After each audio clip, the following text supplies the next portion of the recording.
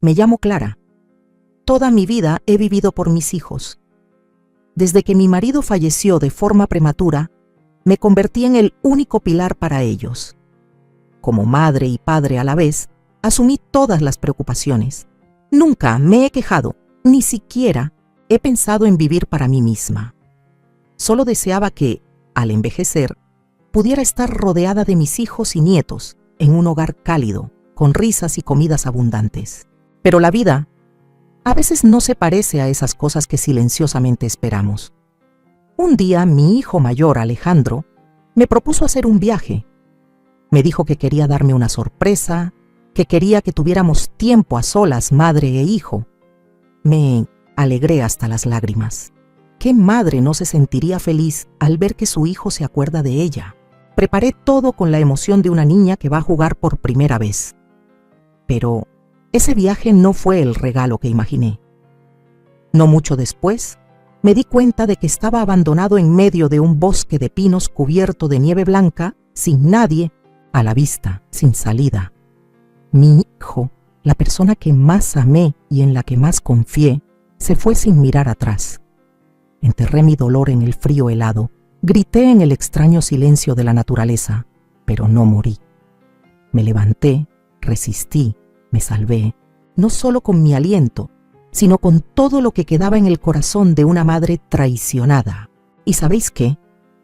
Justo cuando pensé que lo había perdido todo, la vida me abrió otro camino.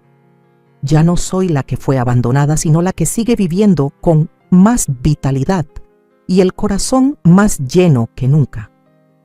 No sé de dónde vienes, ni qué heridas llevas, pero si estás leyendo esto, solo quiero decirte una cosa: podemos fracasar, pero nunca dejemos que otros decidan dónde estaremos estancados para siempre. Gracias por estar aquí, tú, una persona especial entre las innumerables personas que han escuchado mi historia de vida. Mi marido murió joven, cuando mi hijo mayor, Alejandro, tenía solo 8 años. El día que se fue llovía a cántaros. No me permití desmoronarme, porque mis 2 hijos estaban acurrucados detrás de mí, con las manos frías y temblorosas. Recuerdo sostenerlos a ambos, acariciarlos suavemente y susurrarles: «Está bien, mamá está aquí». Desde ese día me convertí en padre y madre. Hice todo para ganar dinero.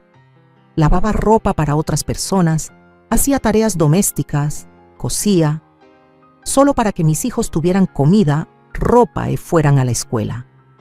No recuerdo cuántas noches, sin dormir, he pasado ni cuántas comidas me he perdido. Solo recuerdo que, en los últimos días del mes, me quedaba sin comer para darles leche a los más pequeños. En las noches de invierno, los envolvía bien en mantas y me quedaba despierta hasta el amanecer, porque no tenía suficiente leña para calentarlos.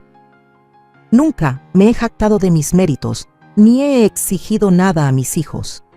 Alejandro es mi mayor orgullo. Era un buen estudiante, obediente y siempre defendía a su madre. Una vez se interpuso entre mí y la vecina cuando ésta me estaba regañando. La madre de tus hijos trabaja duro para mantenerlos. No hable así. Escuché esas palabras y pensé que era comprensivo, que con que yo fuera lo suficientemente tolerante, nunca me abandonaría. Cuando creció, Alejandro solía tomarme de la mano y decirme: «No te preocupes, mamá. Cuando seas mayor te construiré una casa grande. Contrataré a una empleada para que haga las tareas domésticas por ti, y ya no tendrás que esforzarte». Creía esas palabras. Eran el motor que me impulsaba a seguir adelante. Una fe completa y tierna como la forma en que uno abraza un pequeño sueño. Toda mi vida solo he sabido vivir por mis hijos. Cada dolor, cada gota de sudor que he derramado ha sido por eso. Nunca pensé que tendría que contar mi vida como una historia triste, pero quizás todos llegamos a un momento en el que nos damos cuenta de que el amor nunca es suficiente para retener a alguien si esa persona ha decidido marcharse. Pensé que después de que mis hijos crecieran, mi vida sería un poco más fácil. Ya no tendría que pasar noches cosiendo ropa rota, ni días vendiendo verduras bajo la lluvia, ni preocuparme por qué conseguiría hoy para comprar arroz para mañana. Imaginé que la vejez sería una época para vivir con mis hijos y nietos, reunidos entre risas, comidas cálidas y, de vez en cuando, contando viejas historias. No esperaba que la tranquilidad que anhelaba fuera lo primero que se derrumbara cuando Alejandro se casó. Lucía entró en mi casa con una boda radiante. No es que fuera mala. No tenía motivos para no querer a Lucía en los primeros días. Era guapa, inteligente y hablaba con suavidad. Cuando sonreía, esa sonrisa era suficiente para que los demás se sintieran cómodos. La miraba y pensaba, le he enseñado a mi hijo a elegir a una mujer así. Está bien. El día de la boda, Alejandro me tomó de la mano y me susurró, no te preocupes, mamá. Pase lo que pase, tú seguirás siendo la persona más importante de mi vida. Lo creí. Ese fue mi primer error. Después de la boda, seguí viviendo en la pequeña casa que me había dejado mi marido. A decir verdad, no quería molestar a la pareja de recién casados. Pero un día, Alejandro vino, se sentó durante mucho tiempo y luego dijo, esa casa es húmeda y en invierno hace mucho frío. Vente a vivir con nosotros. Nuestra casa es grande, tenemos una habitación para ti, estarás más contenta. Sentí que mi corazón se calentaba. Imaginé que por la noche comeríamos juntos. Yo prepararía algunos platos que le gustan a Alejandro y Lucía me ayudaría a sazonar. Podría jugar con el nieto que siempre he anhelado. Asentí con la cabeza. Cuando me mudé, me llevé algunas prendas de vestir, algunos libros viejos y el marco de fotos familiares. No me llevé mucho. Siempre pensé que mi presencia era suficiente. Al principio intenté encajar. Cada mañana me levantaba temprano para cocinar y limpiar, sin esperar a que nadie me lo pidiera. Pensaba, si lo hago bien, Lucía se sentirá más cómoda. Pero empezó a mostrar pequeñas señales que me inquietaban. Por ejemplo, entraba en la cocina justo después de que yo terminaba de cocinar y sazonaba todo ella misma. Y cuando comíamos, Lucía siempre decía, hoy está demasiado salado. Seguro que alguien le ha puesto demasiada sal. Al principio me reía, luego dejé de reír. Una vez le llevé comida a Alejandro, un guiso de pescado que le encantaba, y oí a Lucía hablando, por teléfono con una amiga. Imagínate viviendo con mi suegra, cada día es como vivir en la misma casa con una cámara viva. Ni siquiera me atrevo a reír a carcajadas, me quedé paralizada. El plato de pescado se enfrió en mis manos. Lo bajé y lo tiré. Me dije, bueno, seguro que está cansada. Empecé a encerrarme en mí misma. No interfería, no preguntaba, no tocaba nada de lo suyo si no era necesario. Limpiaba en silencio, lavaba mi ropa por separado. Comía sola cuando los dos salían. Cada vez que oía las risas de los jóvenes en el salón, subía a mi habitación y cerraba la puerta. Pensaba que así sería más fácil para todos, pero no. Las cosas no se detuvieron ahí. Lucía empezó a fijarse en cada detalle. Un día abrió el frigorífico, vio la fiambrera que había guardado para mí y se rió diciendo, deberías ponerle tu nombre, no vayas a hacer que alguien se equivoque y se enfade. Asentí con la cabeza y dije, sí, lo haré. Pegué mi nombre a una fiambrera con cinta adhesiva, como una niña que marca su comida. Mientras lo pegaba, me temblaban las manos. No sabía si era por el frío o por la humillación. Alejandro últimamente habla poco. Cada vez que intento conversar solo dice sí, claro, por compromiso. A veces le pregunto si se acuerda de la sopa de cuando era pequeño y solo dice, ahora mis gustos son diferentes, no me hagas los platos de antes. Cada vez que dice eso, siento que me estoy convirtiendo en una extraña en el corazón de mi propio hijo. No culpo a Lucía, pero me culpo a mí misma por creer que el amor entre madre e hijo es algo inmutable. Un día, escuché una conversación que no debería haber escuchado. Lucía le dijo a Alejandro con voz tranquila, no quiero seguir viviendo así para siempre. Siento que tu madre aquí me asfixia. Necesito una casa para mi familia, donde no haya nadie que se entrometa. No me siento cómoda, Alejandro. Y si sigues dejando que las cosas sigan así, quizás me replanteé este matrimonio. Alejandro se quedó en silencio durante mucho tiempo. Yo estaba afuera, con el corazón a punto de estallar. Un rato después, dijo muy suavemente: «Entiendo». Esa noche Alejandro entró en mi habitación y me preguntó: «¿Quieres hacer un viaje? Hace poco leí que hay un bosque de pinos con nieve blanca muy bonito. Dijiste una vez que querías ver la nieve de verdad. No, quiero llevarte». Levanté la vista para mirarlo. Era la primera vez en muchos meses que me invitaba a algún sitio. Me alegré tanto que casi me eché a llorar. Asentí con la cabeza y le dije: «Nunca he visto la nieve de verdad. Contigo a mi lado, seguro que no hace frío». Guardé mis cosas en una bolsa, con una pizca de esperanza en mi corazón. Me dije: «¿Quién sabe? Quizás esta sea una oportunidad para que mi hijo y yo estemos más cerca». No sabía que, en ese mismo instante, estaba entrando en el desenlace de todo aquello en lo que había creído. Salimos una mañana temprano. Había una ligera niebla, el viento no era fuerte, pero el frío cortaba la piel. Alejandro conducía, yo estaba sentada en el asiento del copiloto, guardando silencio durante todo el trayecto. Él no hablaba mucho, solo de vez en cuando se volvía para sonreírme y luego se concentraba de nuevo en el volante. Yo tampoco preguntaba. Mi corazón era como una camisa vieja, remendada tantas veces que ya no se podía distinguir la parte original. El coche giró hacia un camino forestal después de casi 2 horas de conducir por la carretera. A partir de ahí, solo había pinos y nieve. Las filas de árboles permanecían inmóviles, con la nieve blanca cubriendo cada rama como una capa de ceniza fría. Nunca había visto una escena tan escalofriante, no solo por el frío, sino porque era demasiado silenciosa, demasiado vacía, demasiado parecida a la sensación que crecía en mi interior. Alejandro detuvo el coche en un claro, entre 2 laderas cubiertas de nieve. No había casas alrededor, ni vehículos. Estaba un poco desconcertada, así que me volví y le pregunté: ¿Ya hemos llegado? Él asintió con la cabeza y luego salió a abrirme la puerta. «Baja, quiero que admires este lugar, es muy bonito». Bajé, pisando la nieve helada. Mis pies se hundieron ligeramente, oyendo el crujido de la capa de hielo de abajo. El aire frío me mareó un poco, pero aún así intenté sonreír. Miré a mi alrededor y vi una larga hilera de pinos proyectando sus sombras sobre la nieve.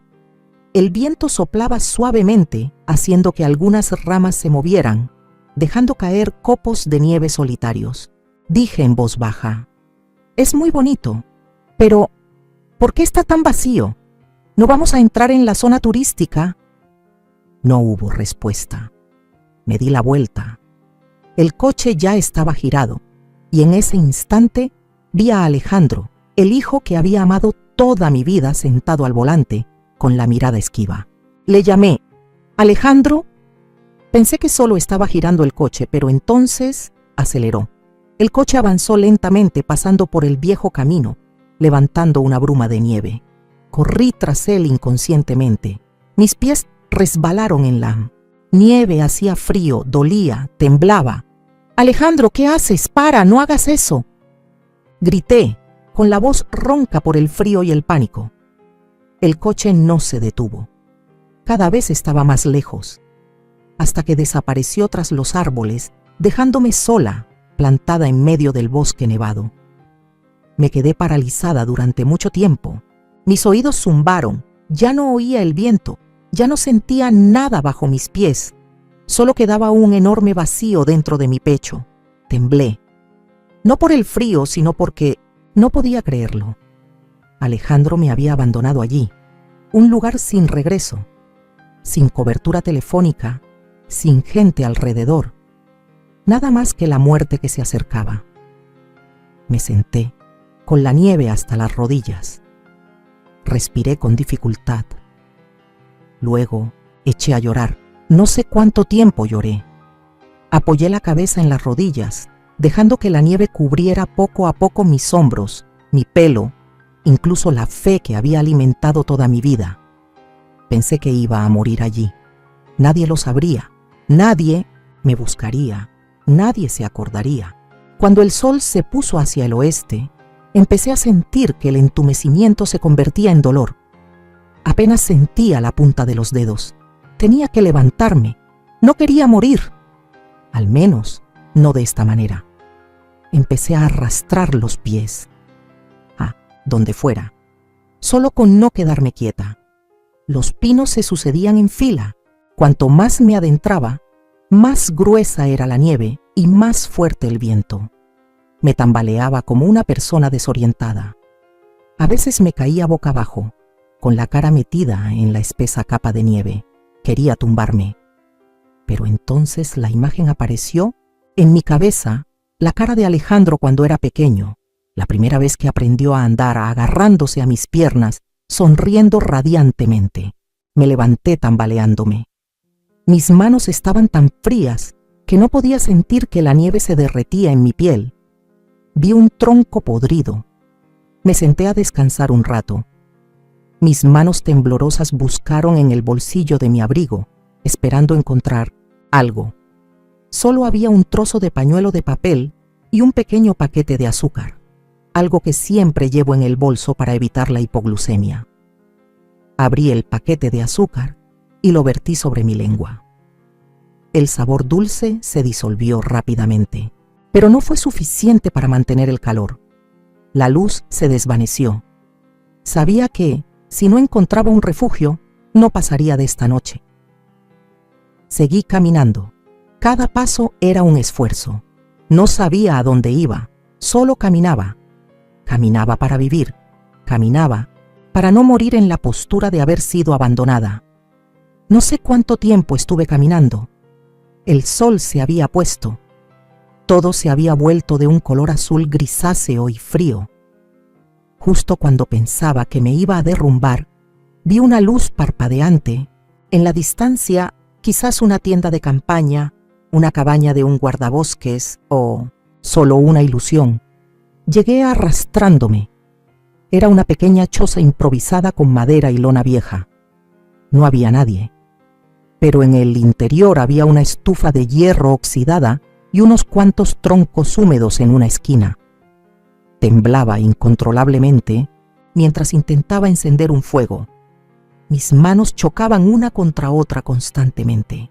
No sabía nada sobre supervivencia, pero en ese momento solo sabía una cosa: tenía que vivir. El fuego ardió débilmente. Me senté muy cerca de él y me quité los zapatos. Mis pies estaban entumecidos, casi amoratados. Me llevé las manos al pecho y me abracé a mí misma. Y entonces, en ese silencio, susurré: ¿de verdad que me has abandonado? Ya no lloraba. Por primera vez en mi vida, mis lágrimas se habían secado. Ya no quedaba nada que derramar. Solo me quedaba yo, una madre, una mujer, un ser vivo que intentaba mantener el último aliento en medio del bosque nevado. No sé cuánto tiempo me quedé dormida en aquella choza. Cuando me desperté, el fuego se había apagado y el espacio circundante estaba a oscuras. Ya no sentía mis manos ni mis pies. Mi cuerpo estaba tan rígido como un tronco, mi mente confusa. El viento seguía aullando afuera, azotando la lona del techo, haciendo que los trozos de lona chocaran entre sí, produciendo crujidos helados. Intenté moverme. Un leve gemido salió de mi boca. Me dolía el pecho. Mi garganta estaba seca como el papel, pero seguía respirando. Eso significaba que todavía tenía una oportunidad. Me arrastré hasta la puerta y abrí suavemente un trozo de lona para tomar aire. Estaba amaneciendo. Una luz tenue cubría la nieve con una triste capa de plata. Vi una vieja huella de neumático, borrosa y fría como una herida en mi corazón. No sé por qué, ya no tenía miedo. Solo me sentía vacía. Unas horas más tarde, oí un ruido de motor. Al principio pensé que era una alucinación, pero el sonido se hizo más claro. El sonido de un motor de coche ronroneando de forma constante, acercándose. Me levanté sobresaltada. Salí de la choza tambaleándome. La nieve me llegaba hasta los tobillos. Levanté la mano, agitándola torpemente, gritando con la voz ronca. ¡Ayuda! ¿Hay alguien ahí? ¡Estoy aquí! El ruido del motor se detuvo. Vi una vieja camioneta que se acercaba lentamente en medio del bosque. La puerta se abrió de golpe y un hombre de mediana edad salió corriendo hacia mí. Detrás de él estaba una mujer menuda con un pañuelo rojo. Me derrumbé antes de que pudiera decir nada. Cuando volví a despertar, me vi tendida en una cama de madera.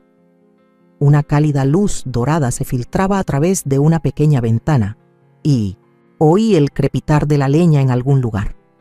El espacio era extraño pero familiar, como un cruce de sueños y realidad. Me volví y vi a la mujer poniendo un paño caliente en mi frente. Me sonrió con voz suave. «Ya está despierta. Gracias. Adiós». Me removí, intentando sentarme, pero no tenía fuerzas. Todo mi cuerpo me dolía, me hormigueaba como si me estuvieran pinchando con agujas. La mujer continuó. «Tenía una hipotermia grave. La encontramos cerca de la vieja cabaña de guardia. Si hubiéramos tardado un poco más...». Quería preguntar por qué estaban allí, pero mi garganta solo pudo emitir un débil silbido. El hombre entró en ese momento trayendo una taza de agua caliente y dándomela en la mano.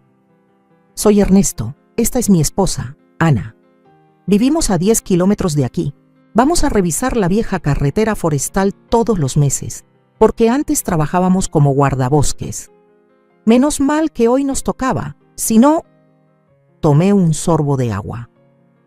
Mis ojos se nublaron, no por el dolor, sino porque era la primera vez en muchos años que alguien me llamaba señora, sin ningún tipo de evasión o molestia. Lloré, muy suavemente. Solo 2 lágrimas corrían por mis mejillas arrugadas, silenciosas como mi propia vida. Me quedé en su casa durante 10 días. Una pequeña casa de madera, sencilla, pero extrañamente acogedora. Ana cocinaba, cuidándome con cada cucharada de sopa. Ernesto preparaba té, hablando cada tarde como 2 viejos amigos contando historias del pasado. Nadie me preguntó por qué estaba en el bosque nevado. Nadie me interrogó sobre de dónde venía o qué había pasado. Solo estaban allí, lo suficientemente cerca para que sintiera que no estaba sola, lo suficientemente lejos para que tuviera un momento de silencio sin sentirme asfixiada. Poco a poco me fui recuperando. La grieta de mi corazón también empezó a curarse, aunque en el fondo todavía dolía.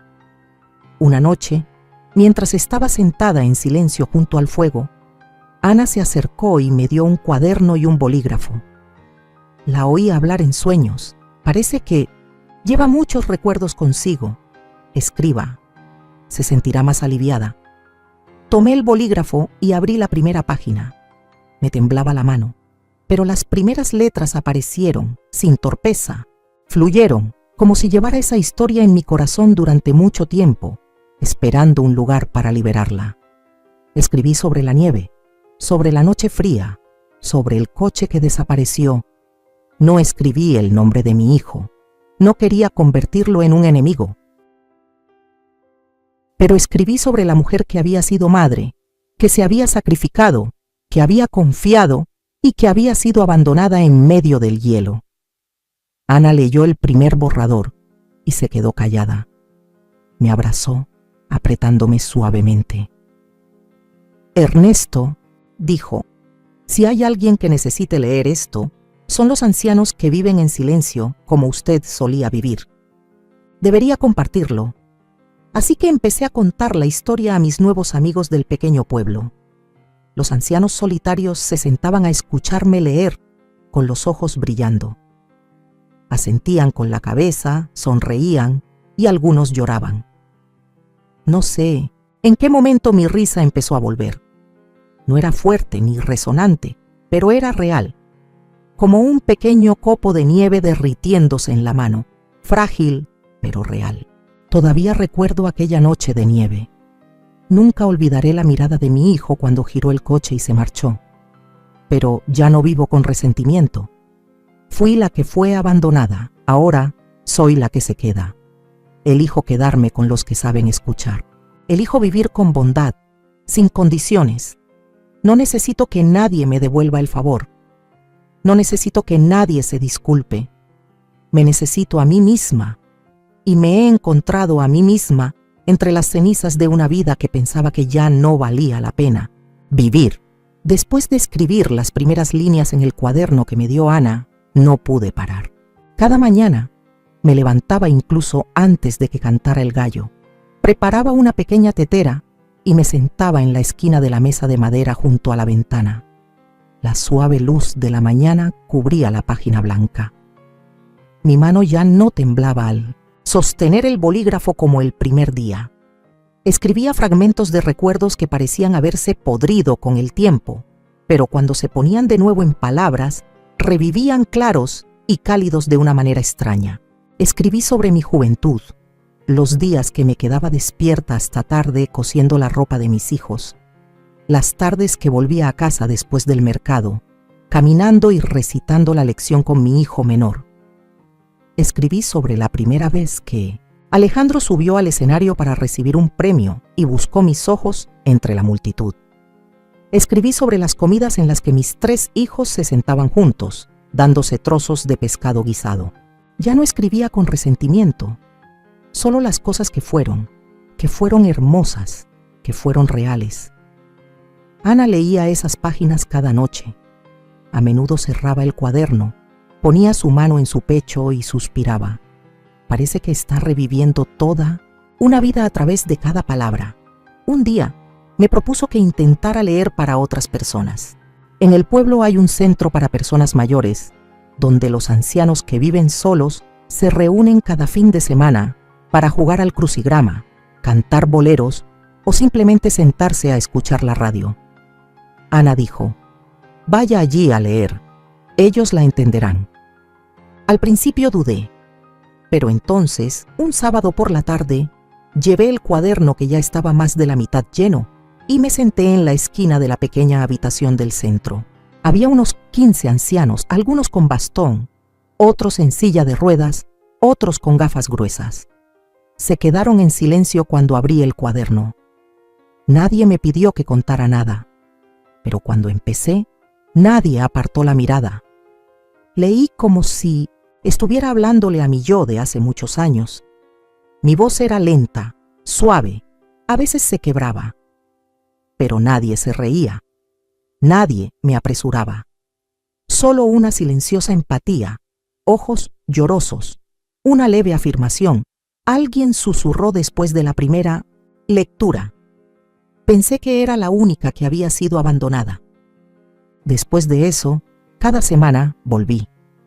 No solo contaba historias tristes, también escribía cosas pequeñas y hermosas, como el olor del pastel horneado que se extendía por la casa los domingos por la mañana, los pasos de mi hijo en la noche, fría corriendo a abrazarme porque había tenido una pesadilla, o la primera vez que vi la nieve, cuando ya no era un sueño, sino una realidad amarga y reveladora. Una mañana, el director del centro, un hombre silencioso pero sensible, me hizo una propuesta. «Señora Clara, creo que debería organizar una sesión para compartir oficialmente. No solo aquí, hay más gente mayor en la región de la que cree, viviendo en silencio y deseando que la escuchen. No solo escribe bien, sino que está curando». Me quedé en silencio durante mucho tiempo. Luego asentí con la cabeza. Yo, la mujer que pensaba que la vejez era el momento en que solo debía encerrarme en la cocina, ahora subía a un pequeño escenario, con un micrófono temblando ligeramente en mi mano, mirando a rostros extraños pero familiares. Yo contaba historias, ellos escuchaban, y después de cada sesión como esa, recibía pequeñas cartas, algunas líneas escritas a mano, algunas firmadas solo como una anciana de 75 años que ha sido rechazada por su hija. Otras escribían: Lo dijo por mí, gracias.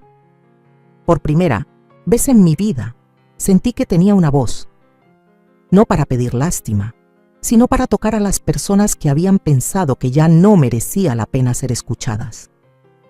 Un día Ana me miró, con los ojos radiantes y profundos. Clara, no sabe a cuántas personas está encendiendo una llama. Tiene una habilidad muy rara. Hace que la gente recuerde que una vez tuvieron un corazón cálido. No sabía qué responder. Solo sonreí. Una sonrisa real, no forzada, no tímida. He vivido más de la mitad de mi vida solo para ser madre. Ahora aprendo a ser Clara, una mujer que sabe amarse a sí misma, que sabe caminar en invierno sin temblar, que sabe levantarse de las caídas que parecían imposibles de superar. Ya no escribo para desahogar mi tristeza. Escribo para guardar las cosas bonitas. Cuento historias para conectar. Vivo no para que mi hijo me recuerde, sino para no olvidarme de mí misma. Esa tarde, el cielo estaba gris. El viento susurraba a través del techo de madera de la pequeña casa de Ana y Ernesto. Estaba sentada doblando las páginas del borrador para preparar la lectura de la próxima semana, cuando oí un coche detenerse fuera, silencioso pero repentino, como un pie que se detiene después de correr demasiado tiempo. No levanté la vista, solo fruncí el ceño ligeramente. Ernesto entró en la cocina, me miró a los ojos por un segundo y luego dijo suavemente: Clara, hay alguien que pregunta por usted afuera. Un hombre. Parece que ha viajado muy lejos para llegar aquí. Dejé los papeles, me levanté. Lo sabía. Sin mirar, sin oír el nombre, sabía quién era. Salí. La puerta de madera se abrió ligeramente. El hombre estaba de espaldas a mí, agarrando con fuerza su vieja gorra, con los hombros temblando ligeramente. Se giró cuando oyó mis pasos, su cara demacrada, sus ojos hundidos y esa mirada familiar que pensé que había guardado hacía mucho tiempo. Era Alejandro, sin teléfono, sin previo aviso. Vino como si todavía fuera el hijo que corría a casa para buscar a su madre cada vez que llovía. Pero esta vez no llovía, solo yo estaba ahí, como un viejo árbol solitario que había pasado la temporada de tormentas. Se quedó paralizado durante mucho tiempo y luego dijo suavemente: Mamá, solo una palabra, pero la oí como el viento que traspasa mi pecho. Mamá, he ido a muchos lugares para buscarte. No he llamado porque sé que quizás no quieras oírme. No dije nada. Solo me quedé en silencio como un lago cubierto de niebla. Ya no había lágrimas, ya no me ahogaba, solo una tranquilidad aterradora. Alejandro dio unos pasos hacia mí. Sus ojos empezaron a enrojecer. Mamá, perdóname. Sé que no me lo merezco, pero mamá, no puedo seguir viviendo si no me inclino ante ti una vez. Lo miré. Un hombre adulto llorando como un niño, pero no corrí a abrazarlo, no le acaricié el pelo, no le dije: no pasa nada, mamá está aquí. Había muerto en la nieve, y eso fue lo que me impidió ser tan blanda como antes. Ya que has venido, entra en la casa, dije. Mi voz era grave, no fría, pero ya no era cálida. Pero no prometo decir las cosas que quieres oír. Nos sentamos en la pequeña cocina. La ventana estaba entreabierta, el viento entraba suavemente a través de las finas cortinas. Ernesto y Ana salieron en silencio, dejándonos a Elias, mí, madre e hijo, sentados uno frente al otro después de un invierno más largo que cualquier estación. Alejandro apretaba con fuerza la taza de té caliente en su mano. El vapor que se elevaba oscurecía sus ojos. No puedo vivir con el silencio, mamá. Desde ese día, solo veo la imagen de mamá de pie en la nieve. Cada noche, sueño que mamá me llama por mi nombre y luego desaparece. No lo miré. Solo escuché, no porque lo necesitara, sino porque estaba dispuesto a enfrentarme a la situación. Lucía me ha dejado, continuó, suavemente como una confesión. He perdido mi trabajo, mi familia, pero lo que más me duele no es esa pérdida, sino la sensación de que he tirado a la persona que me ha amado incondicionalmente. Suspiré, no con amargura ni con resentimiento, solo un cansancio que hacía demasiado tiempo que no se mencionaba. Alejandro, lo llamé por su nombre, por primera vez en muchos años. ¿Sabes cómo he vivido después de ese día? Me senté sola en medio del bosque nevado, pensando que solo era un objeto viejo, que nadie necesitaba. Le tembló la mano y dejó la taza de té. Soy un hijo. Terrible. Pero mamá, por favor, si queda un lugar en tu corazón, aunque sea pequeño, déjame volver. Me levanté, fui a la ventana. Afuera, la puesta de sol estaba tiñendo de rojo los árboles. Recordé el momento en que estaba sentada encogida en la choza fría, en medio de la nieve, sin saber si iba a sobrevivir. Me volví, dije suavemente, pero cada palabra era tan clara como la nieve cayendo en la noche. No he sobrevivido para que vuelvas a pedir perdón. Vivo porque sé que todavía puedo vivir para mí misma. ¿Quieres que te perdone? Ya te he perdonado. A mí misma, no a ti. No necesito tu perdón para estar tranquilo. Te necesito para volver a aprender a ser persona, dijo Alejandro con la voz quebrada. Aunque no me aceptes, tengo que arrodillarme aquí, porque tú eres mi madre, para siempre. Miré a mi hijo que había estado en mi vientre durante 9 meses, que había aprendido a decir mamá en el patio de la casa, y que ahora estaba arrodillado frente a mí, sufriendo como un alma perdida. Y supe que ya no lo odiaba, pero tampoco podía volver atrás. Puse mi mano suavemente sobre su hombro.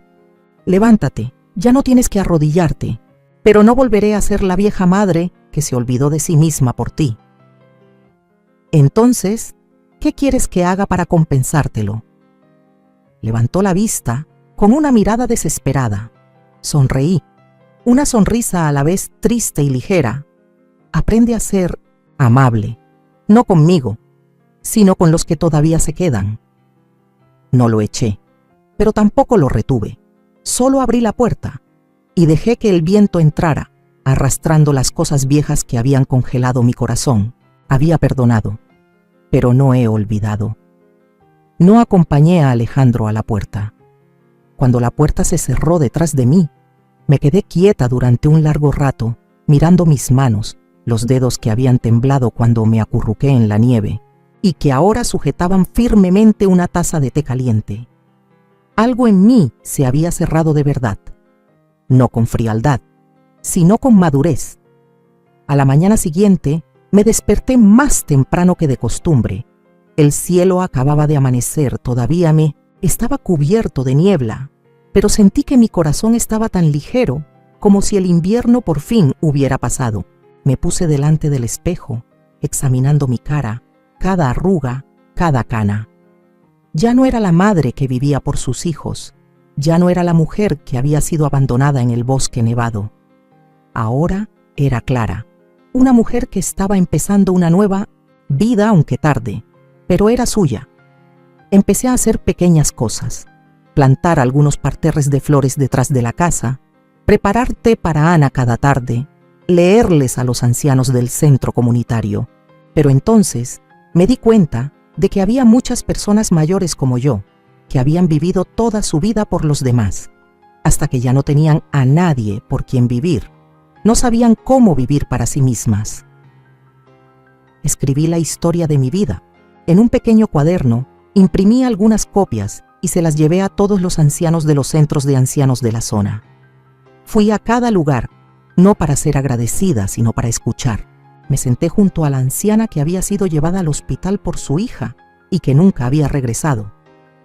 La oí decir: sigo sentada en la puerta, esperando a que vuelva el coche, pero quizás ya no me necesitan. No le dije: todo estará bien. Solo le tomé la mano con fuerza y le susurré: no pasa nada. Ahora nos tenemos la una a la otra. Empecé a participar en pequeños grupos. un grupo de lectura para ancianos, un grupo de escritura de diarios y memorias, un grupo de escucha sin juzgar en la iglesia. En cada lugar al que iba, encontraba una historia parecida a la mía, que había dolido, que había perdido, pero que seguía anhelando a la idea de ver significado en la parte que les quedaba de vida. Compartí cómo escribir para desahogarse, cómo usar los recuerdos para sanar. No le enseñé a nadie a escribir poesía ni literatura. Solo dije, escriban como si estuvieran hablando consigo mismos en el momento más débil. Y curiosamente, cada persona, una por una, empezaron a florecer desde dentro. Hubo un anciano que se había deprimido después de la muerte de su esposa, que después de escucharme contar historias durante algunas sesiones, escribió cartas para sí mismo, para el marido solitario de 74 años. Hubo una anciana que había pensado en terminar con su vida y que ahora sonreía al recordar sus escritos y decía, todavía valgo algo. Un día una joven, voluntaria del centro, me abrazó con fuerza después de contar una historia. Señora, Clara, espero tener la paz que tiene usted ahora cuando tenga su edad. Me reí, abracé a la chica y le respondí, no hace falta esperar a hacerse mayor, hija. La paz es algo que se puede elegir hoy mismo. Ya no vivía con la esperanza de que Alejandro volviera, pero tampoco lo odiaba. Entendía que las personas pueden cometer grandes errores, pero también tienen derecho a buscar su propia redención, siempre y cuando no dañen a los demás. En cuanto a mí, ahora elijo vivir plenamente para las personas que todavía están a mi lado, para los ojos que han perdido la esperanza, para las manos ancianas que quieren ser tomadas una vez más. Vivo para Clara, la que sobrevivió, la que perdonó, la que empezó de nuevo desde el invierno más frío. Ahora, cada mañana, cuando abro los ojos, ya no me pregunto, ¿se acordará alguien de mí hoy? Sino que me pregunto, ¿qué puedo hacer hoy por mí misma y por alguien como yo? Al final lo he superado, no con una venganza, ni con una represalia de los demás, sino porque seguí adelante, con mis propios pies. Soy Clara, y estoy viviendo una vida tardía, pero más hermosa y plena que nunca. Cada mañana, sigo despertándome al amanecer, preparando una tetera caliente y abriendo la vieja puerta de madera para recibir el sol. El sol aquí no es abrasador, es suave como el aliento del tiempo, cálido, sin prisas. Ya no cuento mi edad en años, cuento los días en los que me siento tranquila, en los que veo una razón para sonreír. Esta casa no es grande, pero nunca me he sentido necesitada. En el jardín hay algunos parterres de flores, algunas hileras de verduras. Dentro hay un escritorio, una estantería vieja, algunos marcos de fotos tomadas con los amigos que conocí en el centro de ancianos. Son la familia que la vida me regaló, cuando mis familiares más cercanos ya no estaban lo suficientemente cerca para tomarme de la mano. Ya no me atormento por lo que he perdido, ni me aferro a lo que ha pasado. He pasado por los inviernos más fríos, he soportado los silencios más dolorosos y al final he comprendido. Perdonar no es hacer un favor. Perdonar es una forma de liberarse de las cadenas del propio pasado. Alejandro todavía me manda cartas de vez en cuando. Cartas que no exigen nada, que no justifican, que no ruegan. Solo cuentan que está intentando vivir de forma diferente, que sabe escuchar, que sabe cuidar, que sabe pedir perdón a las personas a las que ha herido. Las leo y luego las guardo. No respondo, pero sé que, en parte, también se está curando. En cuanto a mí, ya no vivo a la sombra de nadie. Voy a los lugares que quiero, hablo con las personas que aprecio, escribo lo que creo que es útil y a veces simplemente me siento bajo la sombra de un árbol y cierro los ojos, dejando que el viento susurre en mi pelo. Ya has vivido lo suficiente, ahora vive para ti. Sigo contando historias, no solo para que la gente escuche, sino para que se den cuenta de que cada persona tiene un capítulo de vida que merece la pena escribir. Aunque hayan sido abandonados, hayan estado solos o hayan pensado que ya no valen nada. Enseño algunas clases de escritura para ancianos. No hablamos de buena literatura ni de buena letra. Hablamos de la nostalgia, del perdón y de la razón para seguir viviendo. Cada vez que un anciano se levanta después de la clase, me abraza y me dice: «Señora Clara, ya no me siento invisible. Sé que estoy siguiendo mi camino. No espero un final feliz, porque ya no vivo para esperar nada. Vivo para experimentar, para amar, para agradecer y para compartirlo con aquellos que pensaron que era demasiado tarde para empezar». Ahora soy una anciana tetera, una contadora de historias, una superviviente y, sobre todo, soy una resucitada. Nadie puede rehacer su vida entera, pero cualquiera a cualquier edad puede empezar a partir de hoy. Elijo vivir la parte que me queda de vida así, en paz y con los brazos abiertos. Si hay algo que he aprendido después de todo lo que ha pasado, es que las personas pueden perderlo todo: la familia, el refugio, la fe. Pero si todavía conservan un poco de valor para seguir viviendo, todavía pueden reencontrarse a sí mismas. Pensé que ser madre era el papel más importante de mi vida. Viví para sacrificarme, para amar, para ser paciente, para desear que mis hijos tuvieran todo lo que necesitaran. Olvidé que la madre también es un ser humano, que también tiene un corazón, que tiene límites, que tiene derecho a ser amada correctamente. Consideraba a mis hijos como toda la razón de mi existencia, hasta que me dieron la espalda y me abandonaron en medio de la nieve. Y entonces comprendí: nadie, ni siquiera mi propia sangre, puede definir mi valor excepto yo misma. El dolor que experimenté no fue simplemente la traición de un hijo, fue el colapso de toda una vida de fe mal depositada. Pero justo en ese momento que parecía el final, en medio del bosque de pinos cubierto de nieve, cuando estaba acurrucada, con el frío atravesando mis huesos, escuché la voz de mi corazón. Dijo muy suavemente: «Vive». Vivo no para esperar a que alguien regrese. Vivo para entender que la mujer anciana, arrugada, que había sido abandonada, todavía podía empezar. De nuevo, aprendí a escribir, a contar, a abrir mi corazón.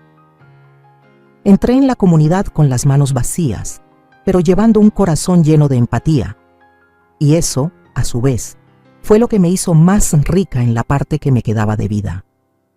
Ya no vivo para complacer a nadie más.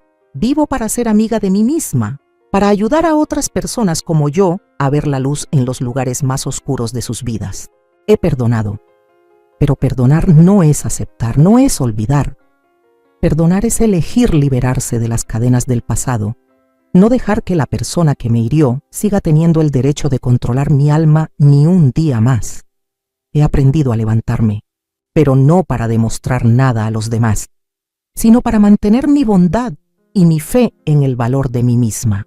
Para los que estén leyendo esto, si alguna vez han pensado que es demasiado tarde para empezar de nuevo, que no tienen nada en sus manos, que no tienen a nadie a su lado, que no tienen valor, por favor, acuérdense de mí. Una anciana que fue abandonada en la nieve, alguien que pensó que había muerto, pero que vivió y que sigue viviendo más hermosa que nunca. No esperen a que alguien los necesite, los ame, se acuerde de ustedes, para ver que su vida tiene sentido. Vivan de tal manera que sean ustedes mismos quienes se sientan felices al mirarse en el espejo cada mañana. Escuchen la historia que hay en su corazón, escríbanla, cuéntenla o simplemente susúrrenla a ustedes mismos, porque su historia es el regalo que puede salvar a otra persona que está sentada en algún lugar, pensando que ya no tiene nada por lo que vivir. Ya no estoy enfadada con Alejandro. No vivo para exigirle a nadie que me pague una deuda de amor. Vivo porque me quedan muchos días bonitos, muchas personas buenas y muchas razones para agradecer. La vejez no es una estación de declive, es una estación de silencio, donde las cosas más profundas empiezan a florecer. Soy Clara y solo quiero decirles una cosa: vivan para ustedes. Aunque sea tarde, nunca es demasiado tarde. Espero que esta traducción sea de utilidad y mantenga la esencia del texto original.